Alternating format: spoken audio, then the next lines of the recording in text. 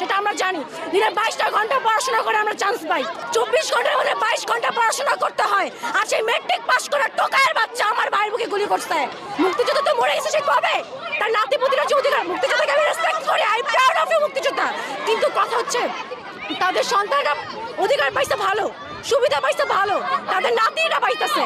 এখন তাদের নাতিদের বয়স হচ্ছে আমাদের মতো টক্কর দেওয়ার বয়স, ওরা কালকে ওদের সন্তান হবে, এভাবে তোরা বংশ বিস্তার করবে, তাহলে আমরা সাধারণ স্টুডেন্টরা কই যাব? আমার দাদারা তো মুক্তিযোদ্ধা করছে, বাইচা নাই, আমাদের তো মানে সার্টিফিকেট পায় নাই। আমার দাদা বলছে যে আমি মুক্তিযোদ্ধা করছি, আমি জানি আমি কি মুক্তিযুদ্ধ করছি, আমাকে লোক দেখানোর দরকার নাই।